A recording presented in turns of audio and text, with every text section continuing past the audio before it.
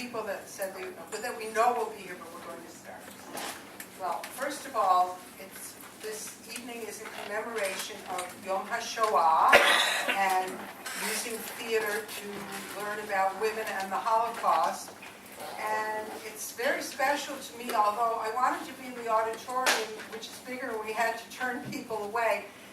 We're in the Kovno room, and it's Yom HaShoah, and the only person of my paternal grandmother's family that actually survived was taken from Kovno and taken to the Stutthof concentration camp and went through hell. But she survived and ended up in Israel. She's no longer alive, but she had a good long life. And I'm very close with her daughter and her granddaughters. So being in the Kovno room for a Yom HaShoah celebration or commemoration or memorialization is perfect for me. And I hope you join me in that thought. We have a lot of wonderful volunteer participants. I'm going to say more about them when I introduce the plays. I want to thank Rachel Litzgau, who is not here because of an illness of one of her children, and she's the director of the American Jewish Historical Society and our partner, and thanks to her, we have this wonderful space and Center for Jewish History. And I just welcome Dr. Megan Brody and 4 of her students from Racines College. I'll say more later. And playwright Cynthia Cooper, and I'll introduce the actors later from her play that I'll talk about in a minute. Cantor Shira Ginsburg, and from East End Temple, who has a fan club, so I have to be careful when I say that, right? And she's even got 2 people downstairs at the Habonim drawer, other event where I went down to steal a bureka, and they got better food. And so she will also be performing, and I'll say more about all of these wonderful people later. And first of all, though, we are here, even though it's Yom HaShoah, and I use the word celebrate instead of memorialize, we're celebrating the 2nd edition of our Women, Theater, and the Holocaust Resource Handbook. We actually launched the 1st edition here in the Center for Jewish History last year in April. And since then, we've added a lot of plays. There are plays by women about the Holocaust. There are plays about women and the Holocaust, and there are related books. And I did an introduction, and Karen Schulman, who works very, very closely with me and is our education person, did a study guide. And she, there are seats in the front row if you want one. And she will be here later. She had a conflict. And we have 2 essays in this 2nd edition. Last year we had, and it's in this year's as well, Dr. Megan Brody did a wonderful personal essay about how she worked with her students at University of Southern Maine to produce a play in the underworld 2 years ago already. It doesn't seem possible, and they did an excerpt from it last year here, which was written in Ravensbrück Women's Concentration Camp by Germaine Tillion. And so she has an essay about how she worked with her students, which is very moving. And then we have a new essay this year by Dr. Alice Shalvey, who is a Israel Prize laureate. She lives in Jerusalem, and she is in her 80s. And she and her brother discovered some letters her mother had written in the 1930s from Germany. Her father had already gone to England and was trying to get the family over, and these were her mother's letters. And to make a long story short, which you'll need to read in her essay, a wonderful musical theater presentation was made based on this.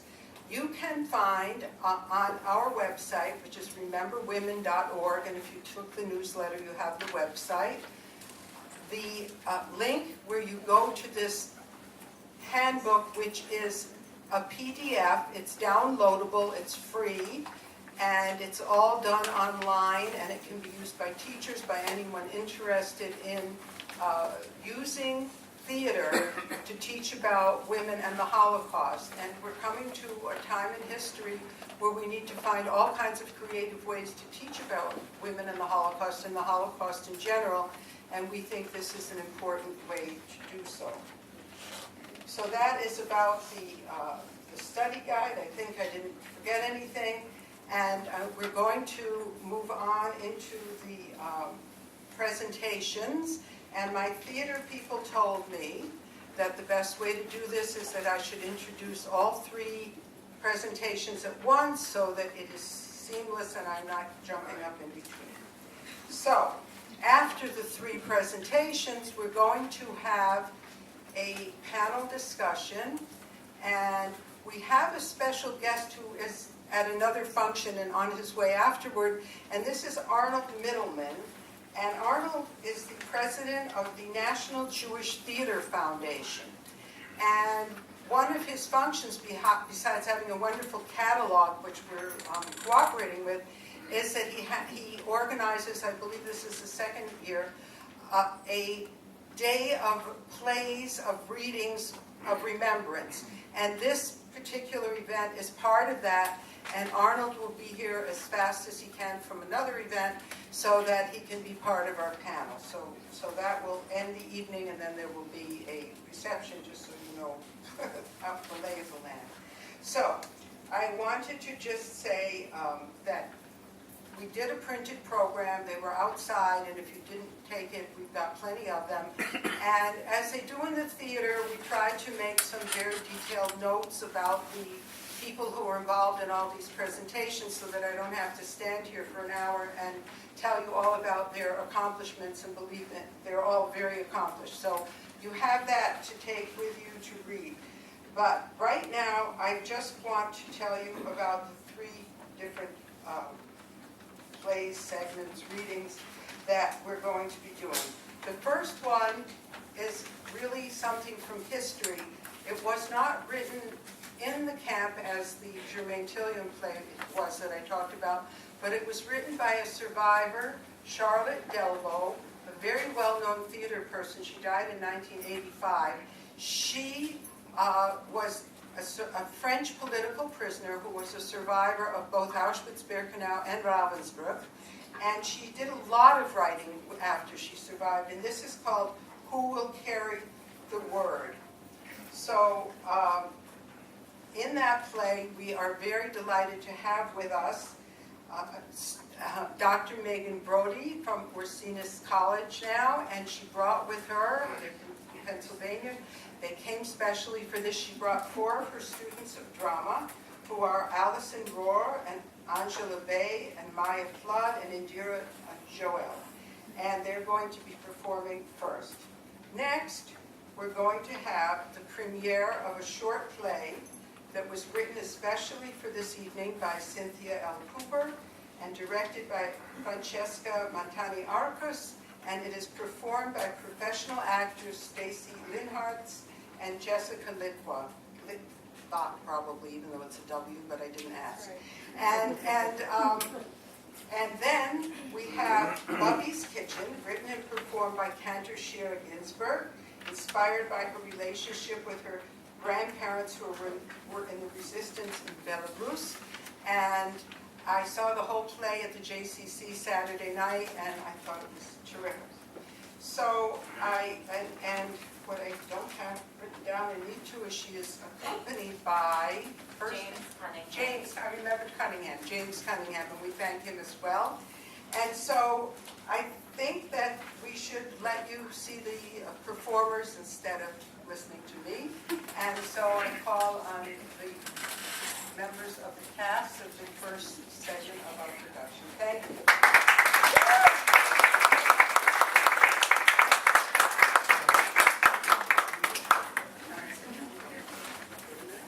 This is my job.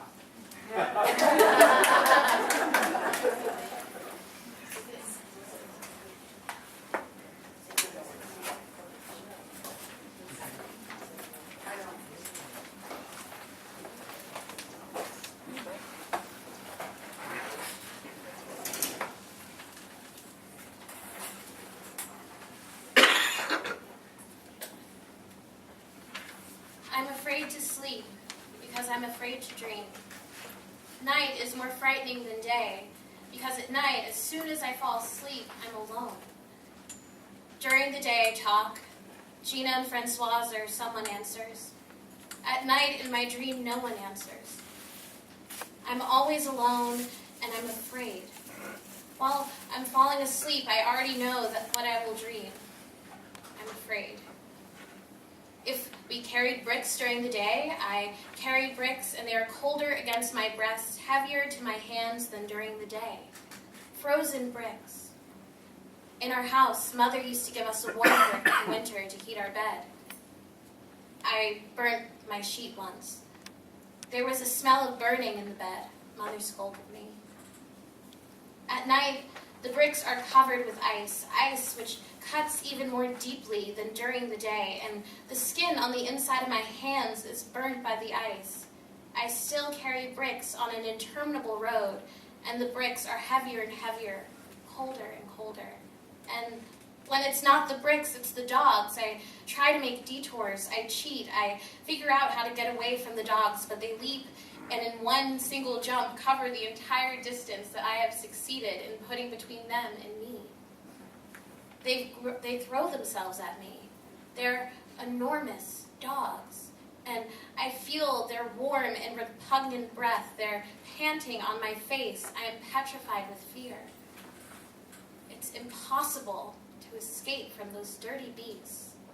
Their breath on my cheek is so strong that it awakens me, and then I understand that it's the breathing of Renee or Agnes, who sleep next to me.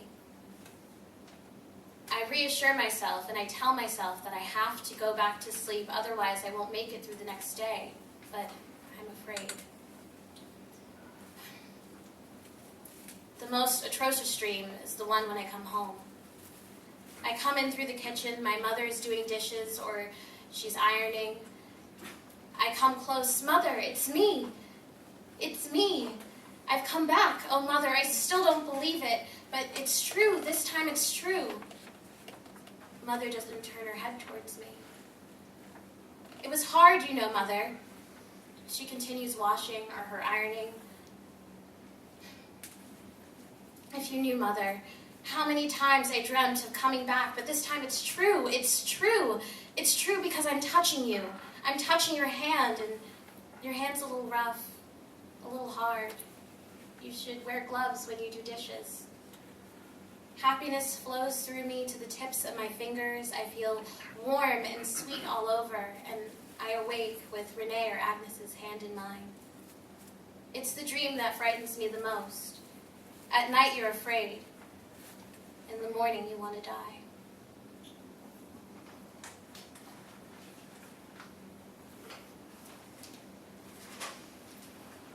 Block 25 is the prison within the prison.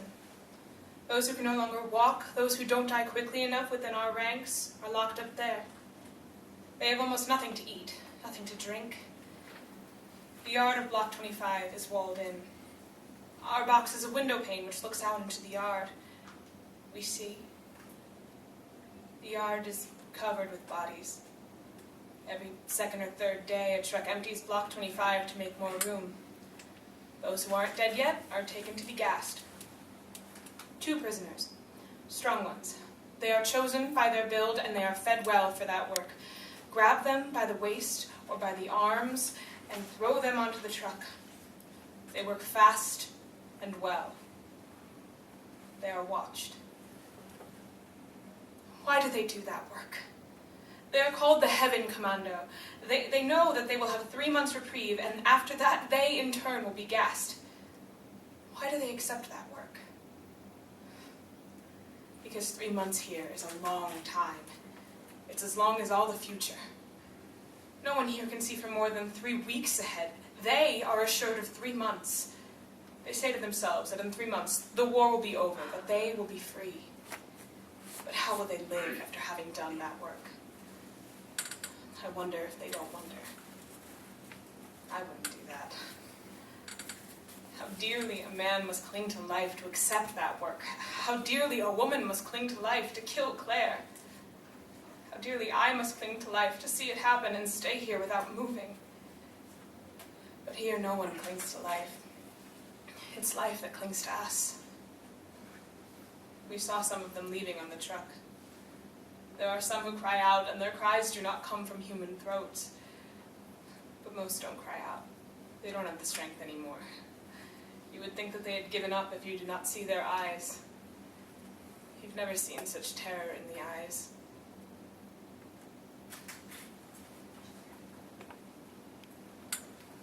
What use is there in knowing how to read death, sitting on a face at the very minute when it pinches the nostrils, clings to the cheekbones, and tints the eyelids purple?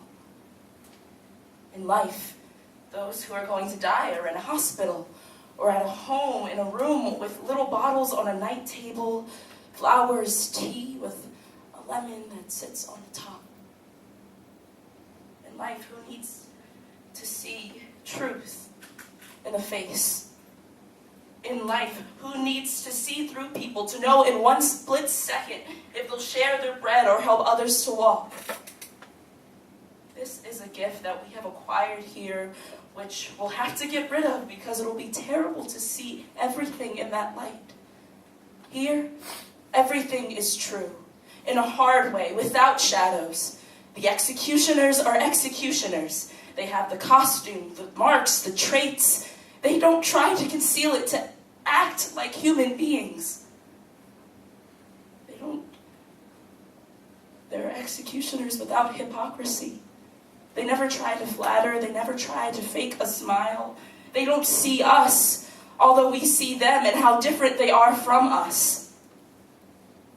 The victims are victims. Brutalized, defeated, humiliated, disgusting, lice-ridden. And those among the victims who succeed in crossing over to the other side, they immediately take on the badges that distinguish their new office. Armbands, sticks, and whips, and the faces to go with them. We have seen side by side the worst cruelty and the greatest beauty. I mean, those who practically carried me in their arms when I couldn't walk. Those who gave me their tea when I was choking from thirst, when my tongue was like a rough piece of wool in my mouth. Those who touched my hand and managed to form a smile on their chapped lips when I was desperate. Those who picked me up when I fell in the mud, when they were so weak themselves. Those who took my feet in their hands at night when they were going to sleep, and who blew on them when I felt they had begun to freeze. And here I am. They all died for me. No one dies for anyone else in life.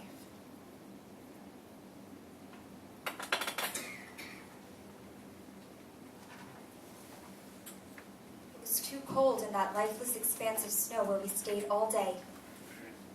After we went through the gate, they made us form squares in the big field opposite. The snow was hard, a crust of ice. Gina said, "It's not snow for skiing." That's all she said. Afterwards, we didn't speak anymore, nor did anyone else. A wind was blowing from the plain, which froze the words when they were scarcely formed on our lips. We stood motionless in the wind, in the cold, until the light dimmed. Several of us fell. Elizabeth. How could she have stood on her legs that kept on swelling even as we watched? We left them on the dirty snow. Marie. Renee couldn't force her to breathe. The air clawed at our lungs. When they blew the whistle for us to go back into formation and return to camp, they commanded us to run. The extraordinary thing is, we ran. We ran when we were stiff to the point where we couldn't bend either of our knees or our ankles. I'm still wondering how. From the gate, we had to run between a double row of monsters and furies, all armed with sticks, whips, and canes, who whipped, beat, thrashed all who passed through. The blows rained from all sides. Those who didn't run fast enough, who stumbled, who lost their heads and didn't know in what direction to run, who lost their clogs and limped, were seized by their collars and their dresses and pulled aside. They were thrown into Block 25. 14 of us were taken that day. Helene's mother was among them. Rain, who tried to drag her away, was almost caught. She lasted a long time. Helene didn't. They both died of typhus. And Lena, I will never know her secret. When Mounette died, Mounette for whom I stayed, Mounette whom I would have carried until return because her life was so promising that it broke my heart to see such a waste. When Mounette died, I was violently tempted again to give up. But Denise was alone. There were hardly any among those who could still stand who could have helped her. I stayed for her. It's true, I leaned on Gina. And maybe also because after having lasted for weeks, I didn't want to lose my investment. And now, how many are left? Can we act a play where the characters die before you've had the time to know them? I didn't have the time to get to know them either.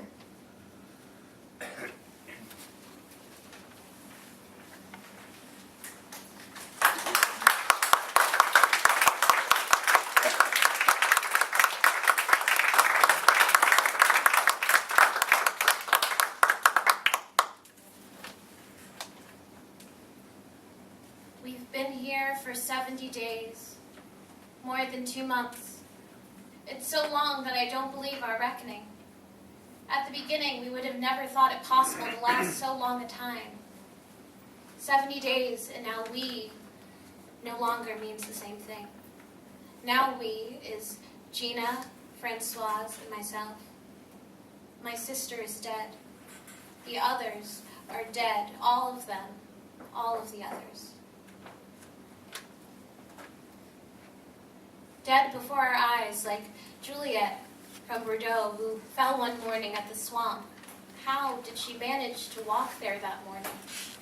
She didn't know what she was doing anymore, where she was, who she was. It was because when she arrived here, she took such a strong vow to hold out at any price, at any cost, that her will held up until she fell, under our eyes by the swamps. None of us could come close to her to touch her hand or say a word or read a name on her lips. They put a dog next to her, right on the edge of the swamp where they ordered that she be placed. She stayed there until night. At night, she was carried back to the camp. She had been counted at roll call in the morning, so she had to be counted at roll call in the evening. 4 of our group carried her, each taking a limb. And at every step of the way, they wondered how they would make it back to the camp. It's probably the only time they look forward to seeing the watchtowers at the fork of the road. The only time they were encouraged when they smelled the odor of the camp. Extraordinary how far odor spreads. It's an odor that... There are many things I didn't know, like how cadavers are soft and difficult to manipulate long after death. She was heavy, so heavy, Julia. Nothing left of her at the end of her life, emaciated in a way that we have never seen before. Those who carried her were at the end of their life too. There was one who was bitten by a dog. She wanted to break ranks to gather dandelions on the edge of the road one morning while we were on our way to work. We pick up dandelions each time we can. Stealthily, you have to be quick. It's forbidden. But since everything is forbidden, we tear the leaves into little pieces and we mix them into the soup. It's for the vitamins. Since we started eating it, we don't get scurvy anymore. She was on the outside row, and she was preparing herself, already bent over, to leave the row. She didn't look around carefully enough, and the dog jumped her and put his fangs into her throat. She let out a cry, a single brief cry. The dog dragged her by the throat. It even dropped her for a second on the road because it was tired, and then took her up in its mouth again. That time she didn't cry. It dragged her like that to the swamp. She panted for many hours at long intervals. At each interval, we hoped it was over. We listened to hear how long she would hang on, to remember, too. It It was long, so very long. And someone said, she's not breathing anymore. Suddenly everything was motionless and silent in the swamp. The screaming of the guards did not break the silence. We had to carry her at night, too, to bring her back to the camp, and it was unbearable to look at that throat.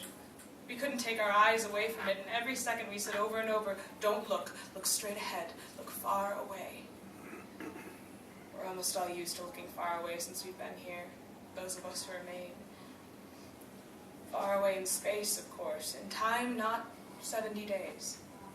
We kept count of the days so as not to feel a break in time between what we were before and what we have become. Until now, we haven't gotten confused, or at least, I think not. It has happened that we discuss a whole day imagining we'd make a mistake in the count. But there's no mistake. 70 days. And now it's spring. The spring of this place. Here spring is not shown by trees or leaves. There are none in camp. The snow melted and the mud has replaced it. Mud is worse than snow. It's colder, it's dirtier. We lose our clogs, which get stuck in it. We have to go in with 2 hands to pull them out. Mud retains odors. It smells of diarrhea. With the coming of spring, it's less cold. Well, that's one way of putting things. In the middle of the night, when we go out for roll call, we stand for hours on end. I say hours because they are hours, not minutes that seem like hours to us. From 3 in the morning until 7 in the morning, that's really hours. Standing for hours, motionless, with the wind lashing us or an icy rain pelting us. The nights in April are cold, particularly at daybreak. A coat of humid cold falls upon our shoulders, envelopes us, and weighs heavily upon them for a long time. Since we must leave for work at daybreak, roll call is not as long as in winter. Then the mud changed to dust. All of those feet going over the same spot, the same roll call square, stir up a cloud of dust. And not a blade of grass grows in the camp. Nothing, not even a nettle in the garbage heap. But at least you can sit in the dust. Spring also came to the swamp so that we don't carry clouds of frozen earth. We carry wet earth. It's less difficult to dig up, but it's heavier to carry. Spring thawed the ditches, and at noon during the break we can wash ourselves. It's the only water we have. You mustn't drink it. It smells rotten. Some did try to drink it, but they're dead. They would have died in any case. Once, I wanted to stop my sister from drinking it. She told me, "Let me drink. Death is already hovering over me." And then there are those that will still ask, but what did they all die from? All of them. All of them didn't drink the water. All of them weren't strangled by dogs. All of them weren't beaten to death the way Claire had been. Well, it's true. There were those who died of thirst. Little Aurora. Her lips were all chapped. She couldn't talk anymore because she had no more saliva in her mouth. She lasted a long time. She was enclosed in solitude because she couldn't talk. She must have been so afraid. Her eyes had grown bigger than her face. She had mauve eyes. Yes, mauve. And with thirst, they became discolored, like her lips, which were no more than torn pieces of gray skin. I don't know when or where she died, or if someone was near her. In any case, she wouldn't have been able to say anything. Her lips wanted to talk, but no sound came out. There are those who were taken in the race, the day of the great roll call in the field of snow, and who died in Block 25. There are those who died of typhus. That's the best death here. You're delirious almost immediately and soon fall into a coma. But the others, all the others, they died of the life here. Why them and not I? impossible to know. I was neither among the strongest nor among the bravest.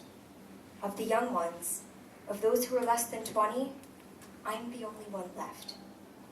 There are so many questions without answers. Impossible to know. How many of us will remain? How long will we stay together? The 4 of us. 4 is very few, not even a row. In the beginning, when we were still together, the camp seemed less hostile. Day and night, everywhere we heard our own speech.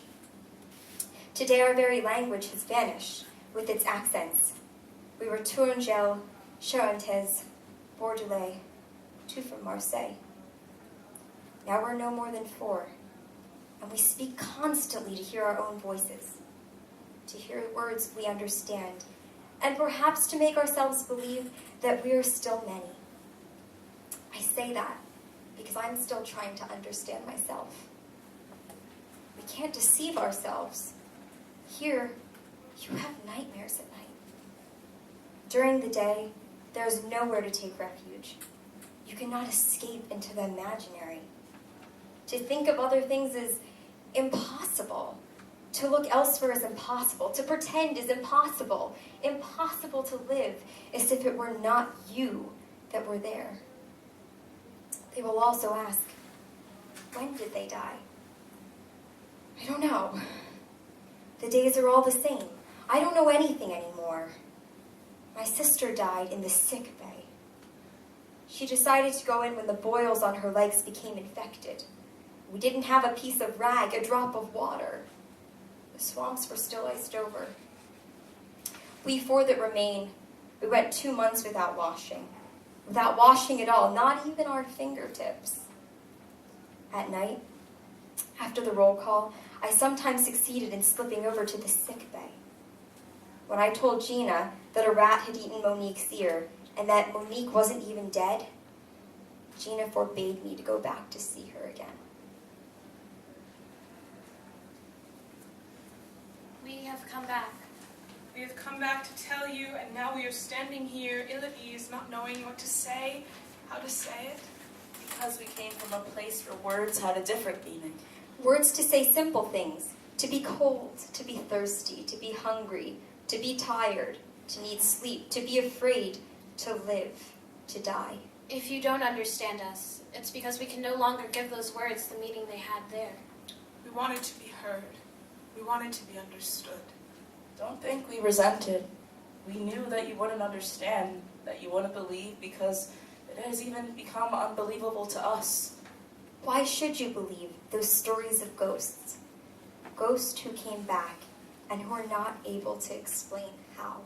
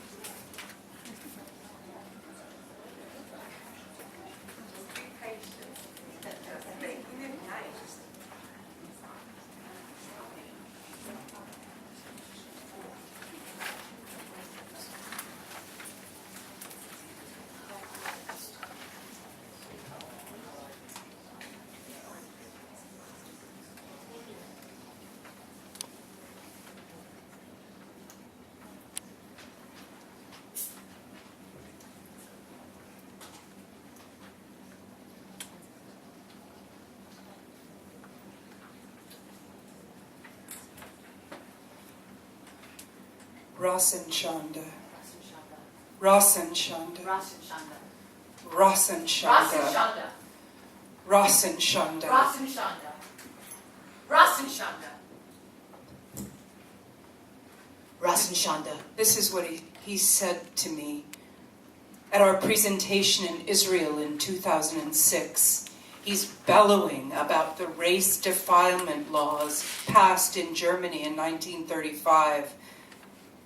This very honorable, very renowned, very respected Holocaust scholar, the most famous Holocaust scholar in the 21st century. Rasen Shanda. Sexual relations between Jews and Aryans are forbidden. Reich citizenship law for the protection of German blood and German honor. You cannot say that Jewish women were subjected to sexual violence in the Holocaust. It was against the Rasen Shanda. It never happened. This voice, it comes from the last row in my seminar. In the year of 5767 by the Hebrew calendar, 61 years after the Holocaust, I'm discussing Ravensbrück, the women's concentration camp. I mention hunger, thirst, catastrophic hygiene, illness, forced labor, exhaustion, degradation, brutality, insults, humiliation, and sexual violation. It never happened. It never happened? It's not true. It never happened. I can hear, but I can't comprehend. I'm thinking Rwanda. I'm thinking Bosnia. I'm thinking Japan's comfort women from Korea. The Bengali women in Pakistan.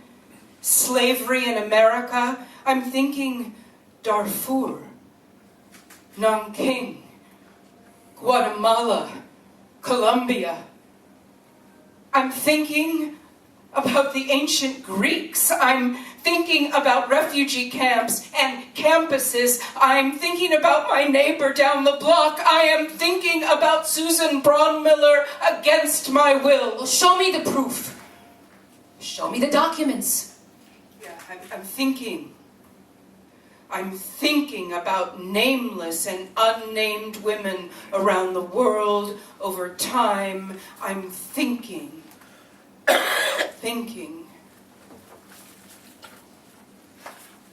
Exactly my point. You can't. You don't have the proof. What you're trying to do, you're trying to divide the Jewish community. You're trying to separate the women from the men from the women.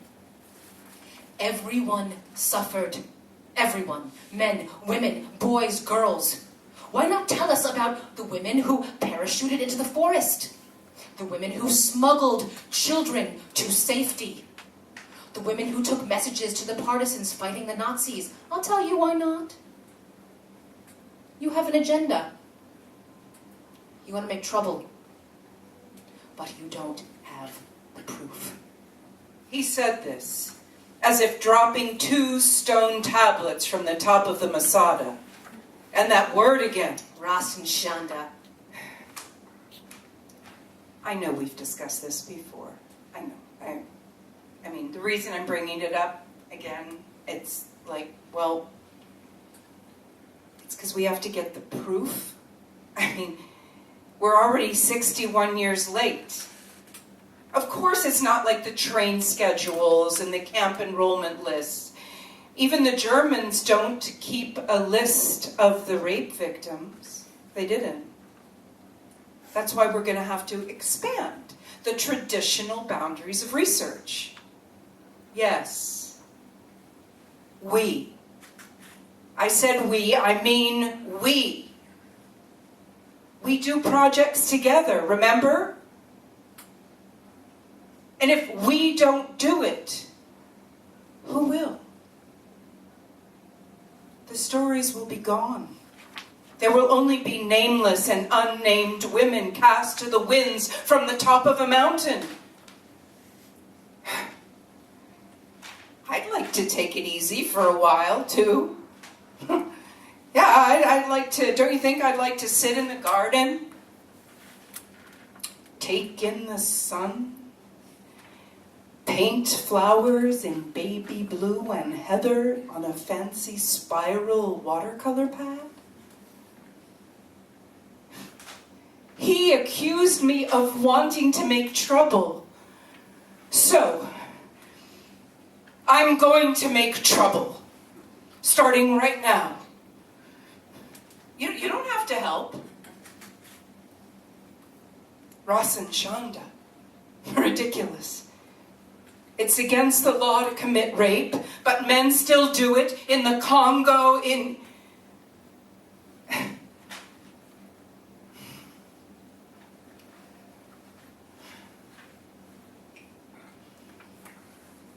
Thank you.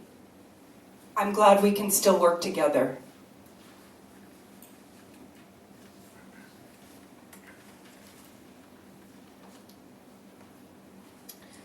I am responding to your inquiry about my interviews of female Holocaust survivors in Hungary, and specifically about their experiences of sexual violence and humiliation. I have interviewed hundreds of survivors over the years. As for your question, when I conduct interviews, I do not ask about sexual violation. How could I? So much had been taken from them already. Their dignity, their privacy, their humanity. They put their trust in me to tell their life histories. I couldn't delve too deeply in intimate and sexual matters without experiencing a kind of betrayal of that trust. So I did not ask. And maybe I don't want to know. We did mention a sexual incident in a temporary display on women at the Yad Vashem Museum, but we don't want to dwell on the victims. We wish to focus our attention on women's extraordinary responses to devastating circumstances. Love, faith, friendship, food, creativity, motherhood, survival, surviving. We have to go on living.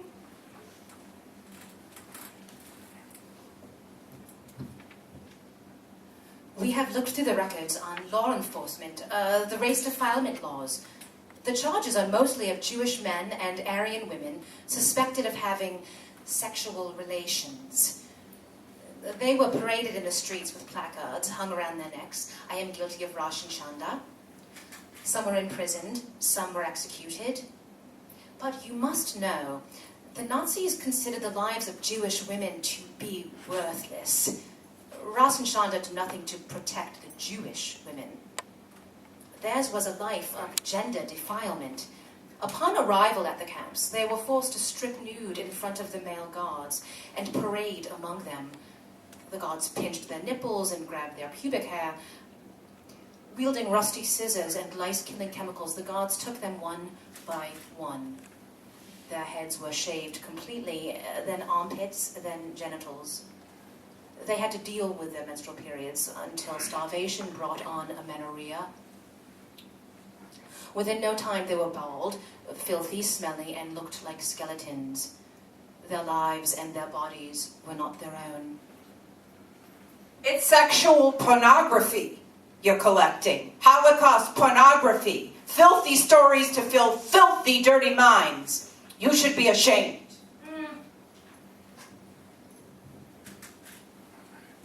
The topic did arise briefly, but not happily, at our conference on women and the Holocaust at the Yeshiva University in 1983. Briefly, but not happily. We had panels of women survivors. Several women who had survived concentration camps were confronted by a group in the audience demanding that the survivors admit that they had been sexual objects of the SS. The same thing happened in Israel after the war. Women who survived were blamed for surviving. I have no words. I have reviewed the information collected in the 52,000 interviews by the University of Southern California Shoah Foundation Institute of Visual History and Education. I have counted 1,040 testimonies, mostly from women, which refer to fear of rape or sexual molestation. They refer to rapes perpetrated in the camps, in the ghettos, by liberators, by aid givers, by fellow camp prisoners, during deportation, on forced marches. Men and boys were also subject to violation. Their abuse is just as taboo a subject as that of the women. What is interesting is a pattern of reporting by women. Most women do not describe their own experiences of sexual abuse. They tell stories about other women. The stories are always of another girl, the sister of a friend, a woman 5 bunks down. I have heard about your project, Remember the Women from a Mutual Friend. I work with aged Holocaust survivors at the Center for Geriatric Care in Toronto, Canada. As a social worker, it's my job to talk with our patients. Last month, a woman who was a Holocaust survivor asked to see me in her room. She knew she didn't have much time left. She had 3 sentences prepared. I was raped, she said. I want you to know, she said. Please don't tell my family, she said. So I'm telling you.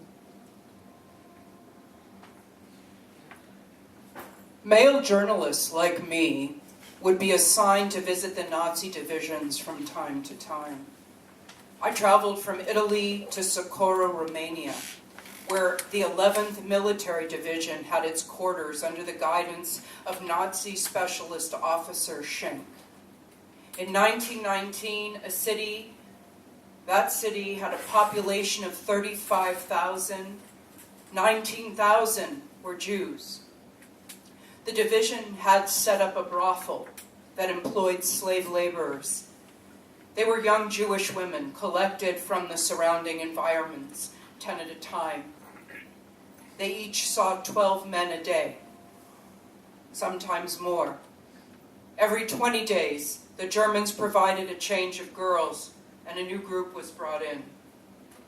Those in the old group were marched out of the brothel and shoved into a truck and then taken down to the Deenster River. Later, Specialist Officer Schenk told me it was not worthwhile to feel sorry for them. They were not fit for anything anymore. They were reduced to rags. And besides, he said, they were Jews.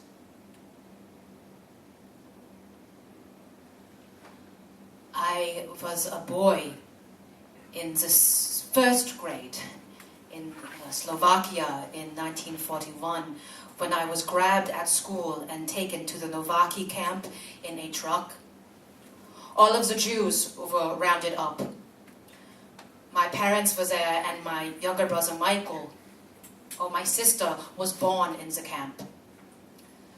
After 3 years, we were able to flee to the mountains. I was 9 then. My father became lost along the way, but my mother carried us up the mountain. Russian partisans took us in. The partisans would drink at night, right? And when they would drink, they wanted to screw. My mother held me every night tight between her legs. I didn't understand why, but sometimes at night we needed to get food. The children were sent.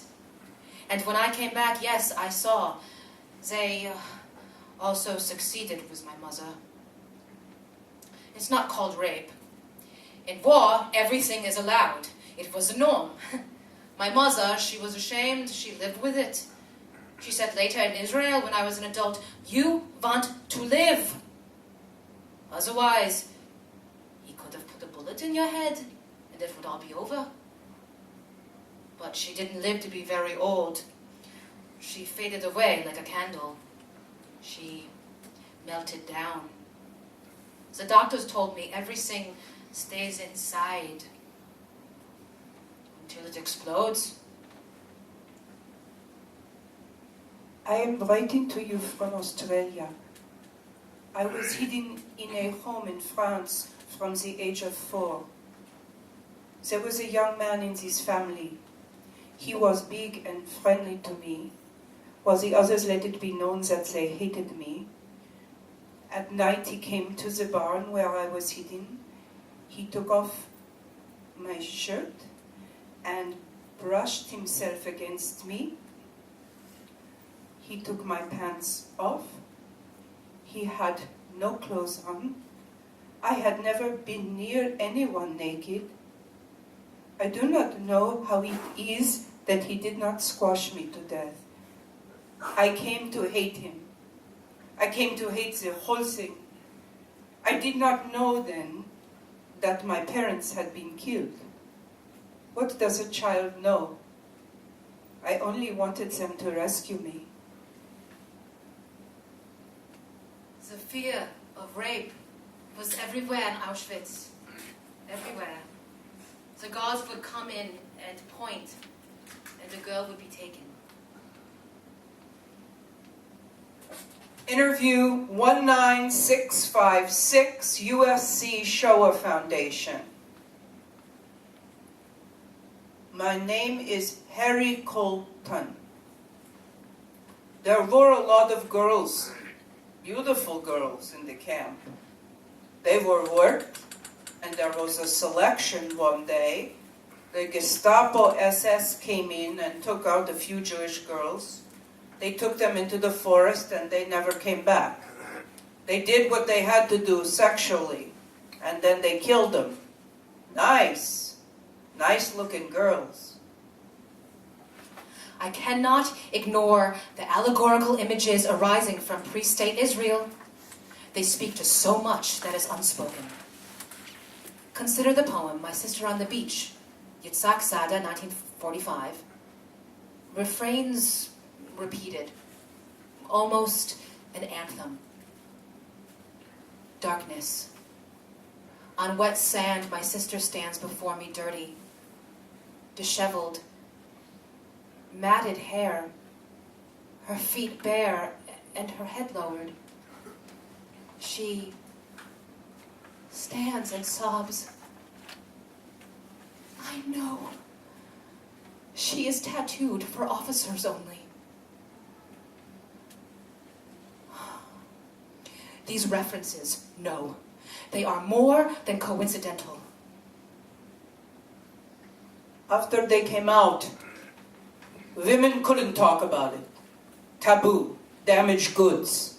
Families would toss them out, sit shiva, buried with the no longer living. It was always the woman's fault, no matter what she did. And if she managed to carry on, who wanted to tell the children or grandchildren? Not the memories we want. No one wants to talk about that. No one wants to talk about. One by one, they seep out. A word, a letter, a sentence, a configuration on a prism, a scream between ellipses. There are no train schedules, no certificates of rape, no lists from headquarters, no sentences of German soldiers for rape, no sentences of German soldiers for war crimes based on rape, sexual violation, sexual humiliation. No hearings at the Nuremberg trials. No international laws to say no more. The words join each other, develop slowly like old film awaiting a discarded chemical solution, spreading in colors of blue and heather, making indelible imprints upon the paper. A word, a sentence, a knowing. They appear. One illuminates the text. Sometimes, just sometimes, the world catches light. The world inches forward.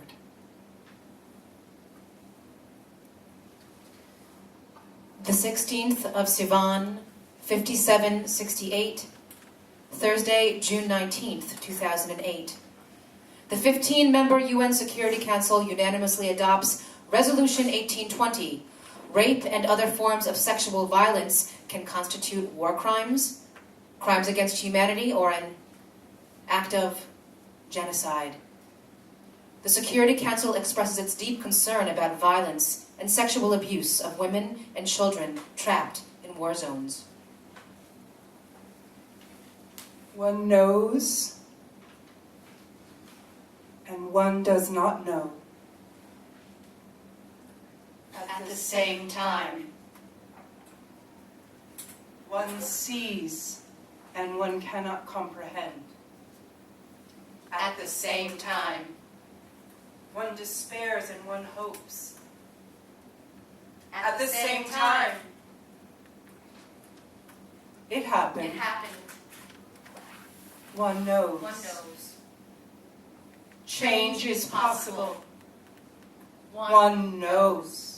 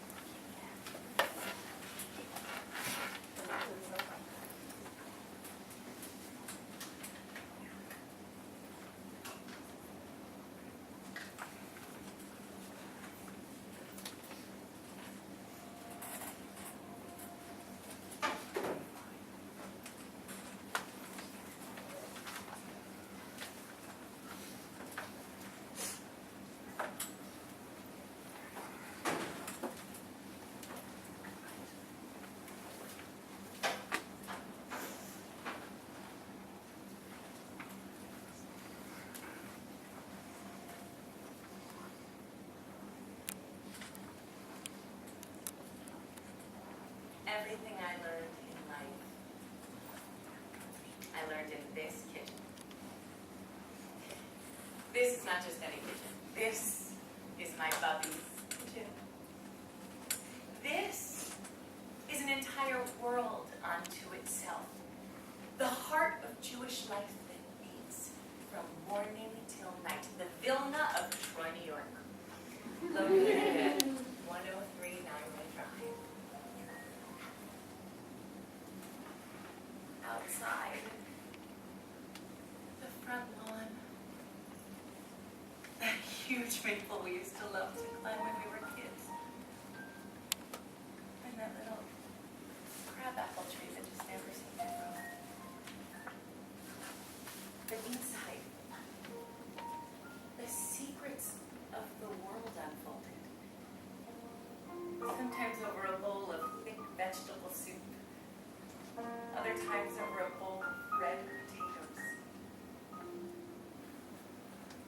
Brand new pink Formica countertops. See how they shine. Bubby's sweet kitchen floor just one more time. Sadie's walking up the front steps. Soup is cooling on the stove. Set the table, one more napkin. Dad is running late. Rachie, one more plate. Sadie wants his paper share. Could tell him please to wait. Okay, what you have to understand is that the front door of Bobby's house is literally the entrance to the kitchen. So it was always busy in here, always a hustle and a bustle, a balagan of people coming in and out and in and out, especially just before dinner time. White lace curtains frame the kitchen sink, more family rides. Just another normal dinner at 103 Nairobi Drive. Shiny vinyl flowered paper lining every single wall. Neighbors sitting in the front yard. Everyone is there. Rachie, one more chair. Time to sit and listen to the stories they'd all share. At the center of it was this table, a simple kitchen table, a solid, sturdy wooden table where I learned about life. Now, as a family of Jewish dairy farmers in Troy, New York, we were already a little different. But there was something else, something heavy that each one of us carried around.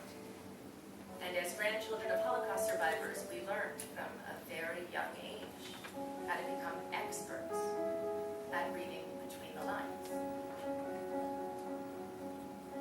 There was something dark.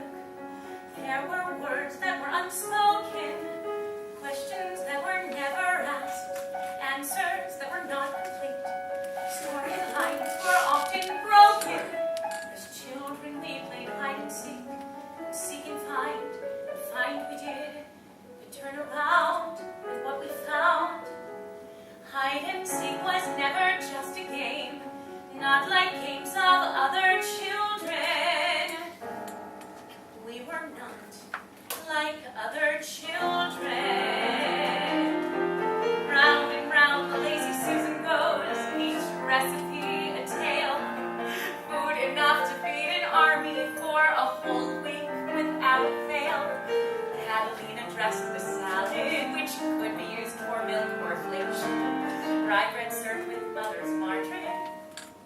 Sadie's eyes are shining bright and Bobby filled with such delight to see their children squished in tight, passing dishes left and right. Between the eating and the drinking and the laughing and debating, I was spinning, I was watching, I was listening to the stories. There were so many stories.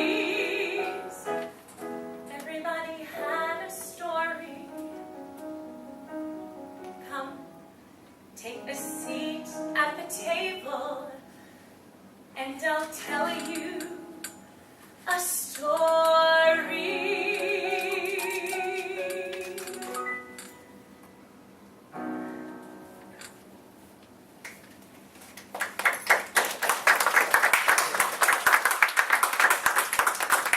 So, in order to know the stories, first you have to know the characters. Let me tell you, the Ginsburg family has some characters. So first there's my Bubby, Eunice Ginsburg. Now this is a woman. This is a woman whose love knows no bounds, and whose eyes and ears have seen and heard everything. And I mean everything. Now, Bubby was always sweeping in this house because a clean house means that you take pride in yourself and in your family. A clean house means that you are well taken care of. You know, the only thing that works harder in this kitchen than my Bubby is her oven. Onions and garlic are fried in perpetuity in Bubby's kitchen. And something is always baking in the oven, so if the smell from the onions and the garlic doesn't make you cry, then the smell from the cinnamon on the rugelach definitely does.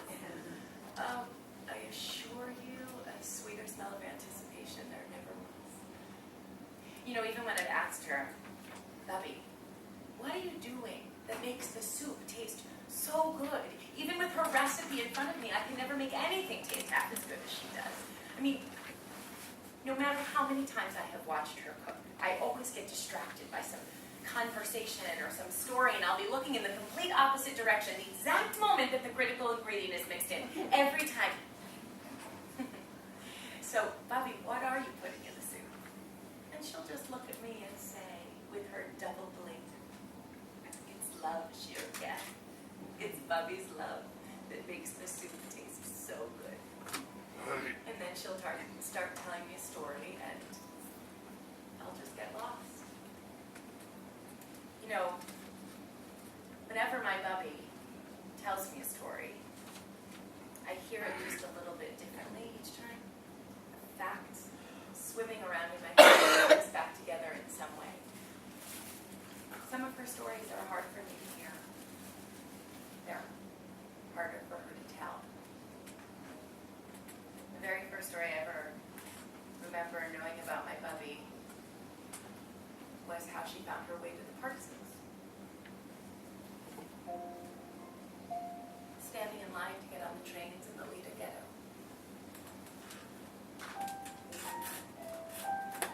German soldiers are everywhere. Where are you taking us? Es ist nicht gut. He told me I should run, but he would pretend to shoot me.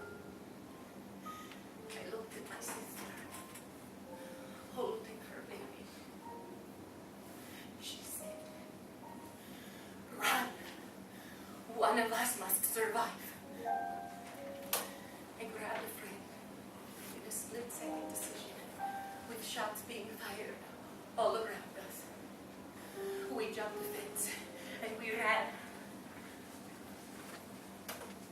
While the rest of my family was put on a train to the concentration camp, my daughter, I never saw them. We hid in a hole in the ground, and we waited until all of the screaming and the shooting had stopped. All the trains had left. We were hiding in the backyard of the house. And when I stood up, I was looking into a picture window, and directly into the eyes of a woman holding a baby. And right behind her, with his back turned towards me, was a man in a Nazi SS uniform. She didn't say a word, and we ran. We were cold and hungry and exhausted, and we decided that we would knock on the next door that we came upon. The Polish woman who answered the door, she didn't want to let us in. She wanted to call the police. But her husband said, "No, God has sent you to me. I will protect you." And they took us into his house. And he sat us down at his kitchen table. And he fed us milk and bread.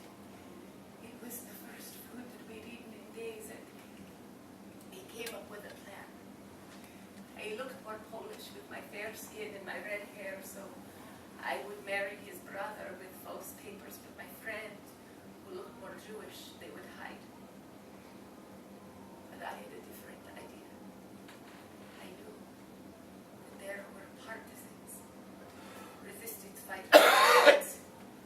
I wanted to be there with my people. So early the next morning, this righteous Polish man, he walked with us all day to the woods. And he walked 15 feet in front of us. And he said, "If I take my hat off of my head, it means that there's danger." By nightfall, he'd taken us as far as he could.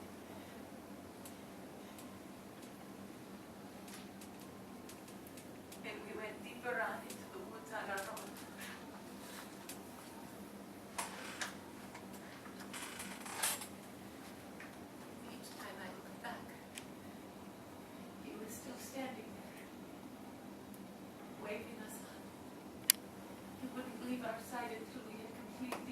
disappeared into the woods. The nada will be pushed down. The woods that would become my home for the next 2 years of my life. I made my way to the Rochelle partisan unit, where on my very first night, they handed me a gun, and they told me to stand guard. I was 16. I had lost everyone and everything I loved. They left me all alone.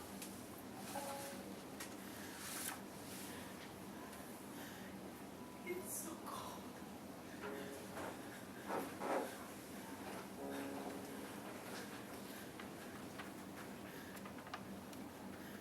Still,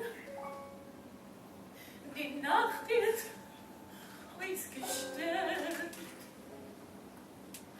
Und die Frost gebrennt. Sie denkst du, wie ich hab dich gelernt. Halt den Schneider in die Hände. Am Morgen, am Herzl und am Meer. Und halt den Hand fest an der Garn. Am Morgen mit der Sonne vor ihm. Hinter dem Freundes Karawan. Jetzt sind, jetzt stoßen und getroffen. Und ihre kleine Kerbistol. In neue Franken mit Wochen. Verhalten und selig in Treue.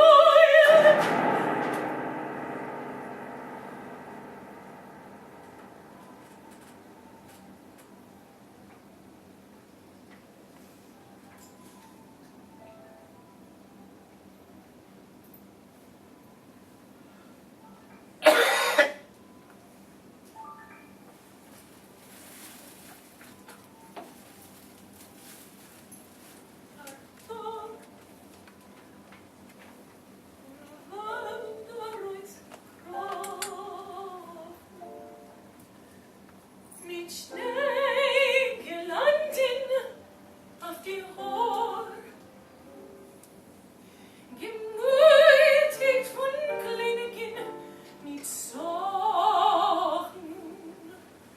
vor unser neuem freien Tor. Gemütig von Kliniken mit Sorgen, vor unser neuem freien Tor.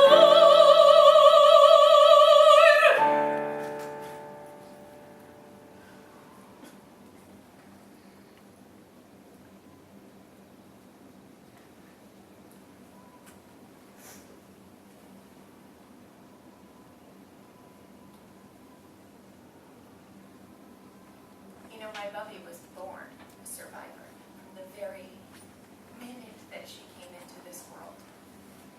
Her mother and her twin both died in childbirth. She was the only one to survive. And over and over and over again, she just kept finding ways to survive. She told me that when they were in the woods, they used to chew on branches and twigs to stave off hunger pains. They figured the tree was alive, there must be something in it, some nutrient. And there was hunger in the woods. Which meant that there was never hunger in Buffy's kitchen. Oh no. The refrigerator was overflowing with mango bread and fragula, while the 2 freezers in the basement were storing an entire cow. Literally an entire cow. Which does make sense because more often than not, midnight snack in Buffy's kitchen was a rib steak. Oh, it was washed down with a little used tea bag sitting sleeping in a little dish on the windowsill that was just dying to be used again. So here's something you learn pretty quickly in Bobby's kitchen. Food is love. Let me tell you, I was loved. The whole family was loved. The neighbors were loved. All of Troy, New York was loved. We were loved so much that sometimes we had to unbutton the top button of our pants just to digest love.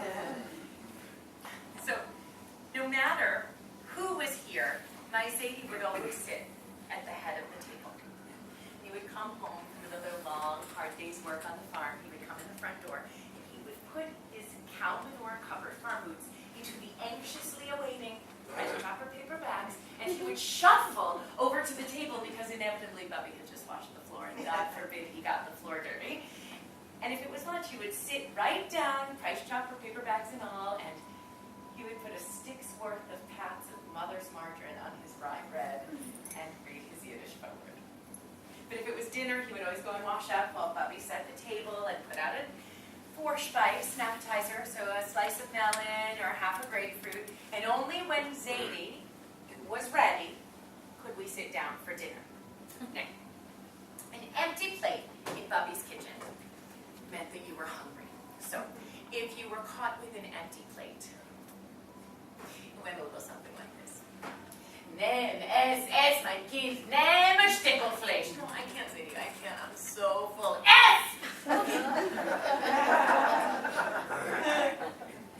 Certain foods in Bubby's kitchen were very important. Their status was above that of any other food. So you have your flesh or your meat for starters, right? So you have your brisket and your stuffed cabbage and your rib steak. And then there's an all-important subdivision of flesh, picha. Picha is a gelatinous gray substance made up of ground up calf's feet, hard-boiled eggs, and garlic. This is a dish best served with vodka. Then you have your onions and your garlic and your masa meal and your mother's margarine and your schmaltz, but not rice. Did you know that litbugs don't eat rice? Did you know that? No. Litbugs eat potatoes. Oh, I'm sorry. Litbugs eat rice pilaf, as long as it's fried in mother's margarine. But the potato is the staple of the Litvak diet. It is the source of comfort and nourishment, and it is the key to the svelte Ginsburg figure. True. There's an infamous story of my Aunt Frida, right? So, there we were all at a family simcha. It was a simcha undoubtedly because I had lost a few pounds. And my Aunt Frida came up to me and she said, and I quote, I cried my eyes out. At first Tama was so heavy, and then Rachel was so heavy, and then you were so heavy. I cried my eyes out. You see that weight is a little bit of a complicated issue in my family. You can't be too heavy because then you cause the mishpacha to cry, but God forbid you are too skinny, and out come the potatoes. The Svelte Ginsburg figure, I will say, potato after potato, led me to Syracuse University, where I got my BFA in acting, because I had decided that I wanted to be a dramatic actress, and then I came to New York City to become that actress. And wherever I was, doing whatever I was doing, my Bubby would always sit me down at her kitchen table when I came home, and she would say to me, Shirka, you are a good person. You are an attractive person. You are a talented person. And don't let anyone ever tell you otherwise. So as many shows as I did, and as successful as I was, and as much as I tried to love being an actress, it never felt quite right to me. I was a mess. Couldn't figure out what I was doing with my life. And even when I did book a show, I was totally miserable, but I couldn't tell my Bubby this stuff because, I mean, compared to the kinds of problems that she's faced, how could I even conceive of complaining about these petty issues? So I would try to hide my problems from her, to protect her. But this is not a woman who needs any protection. She would always know something was wrong, and I would always wind up spilling it out. And of course, she never judged me. She only ever wants me to find my happiness.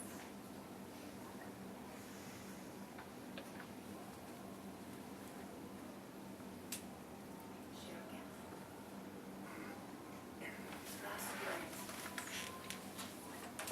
Always trust my instincts. In Lida, in the ghetto, very beginning of the war, I was with a group of girls, and we were forced to work for the German police doing their laundry. One day I was darning socks. Then I saw an officer looking right at me. He was shouted. They were the real killers. He started walking towards me. And he got closer and closer. And I didn't know what he was going to do to me. He came right up to my face. And he kissed me. And right away, without thinking, I slapped him. I couldn't believe what I had just done. I was sure I was dead right there. I thought he pulled out a revolver and shoot me right away. But he didn't. And he never touched me again. It was my instinct. It's always good. After that, I learned to trust myself. Trust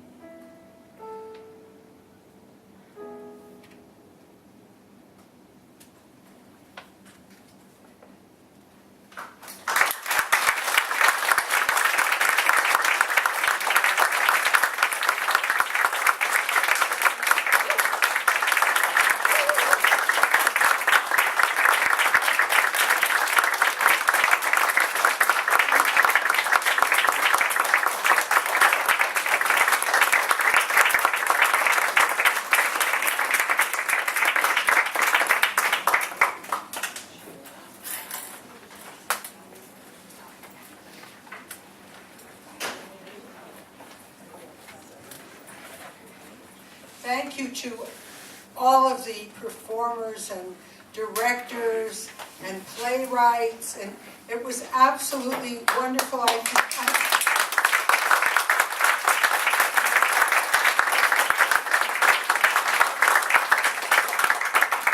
think it very much helped to tell some of the story of what we're doing at Remember the Women Institute, and I liked so much we just finished now with a granddaughter telling the story of a grandmother who was in the partisans, and we had at the beginning survivors written by a survivor just at the telling of how they suffered, and in the middle something that rang rather true to me because I recognized some things I may have said to Cindy Cooper over the last couple of months, and telling a little bit about some of how hard it has been to actually remember the women and Remember the Women Institute and tell the stories of women's experiences as women, especially this issue of sexual violence.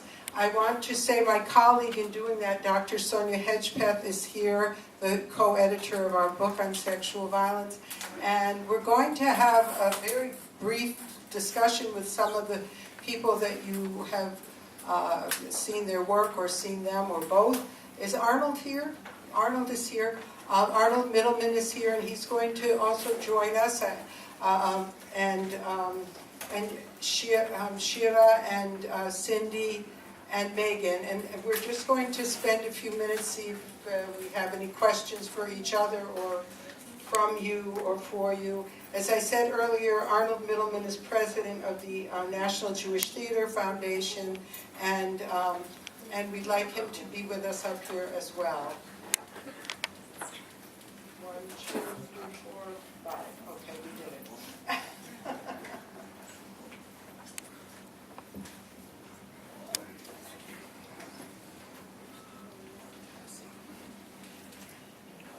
Do any of you want to start and say something about the evening, or should I say something, or do people have questions?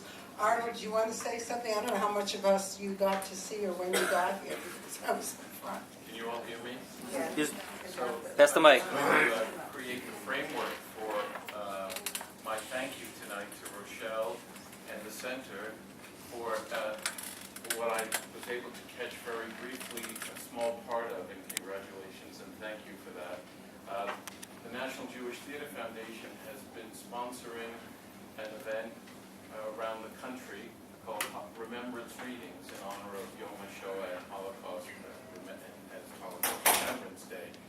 And I just came from the Public Library at Lincoln Center, where Ed Asner read The Soap Myth by Jeff Cohen as part of tonight's event. There's 5 other events happening in New York right now as we speak, and events happening in 9 other states all over the nation, where theaters, museums, memorials, organizations, universities, JCCs, all are collaborating in different ways, choosing material that is relevant to remembering the Holocaust, that is theater plays or derived from theater, and is being performed with audiences just like yourself.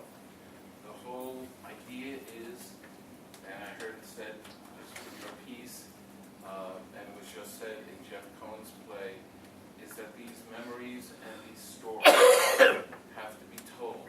They've been told to us gratefully by people who should never have had to tell them. They've been told to us in honor of the people who couldn't tell them. But soon those people will lose their moral presence and their physical presence. And so those of us in the theater really believe strongly that there is a role for theater to replace the irreplaceable, these first-hand individuals, with what is best known as the power of theater. So I really applaud Rochelle. I know she's joined us in a research effort that has to do with her resource handbook and her emphasis on women playwrights and about women is a vital and important contribution to the larger field of what we're doing at the foundation, which includes, I guess, arguably the most comprehensive Holocaust-related theater catalog in existence, education programs that include work with the Shoah Foundation, and productions including the Remembrance Readings program. So I was in town.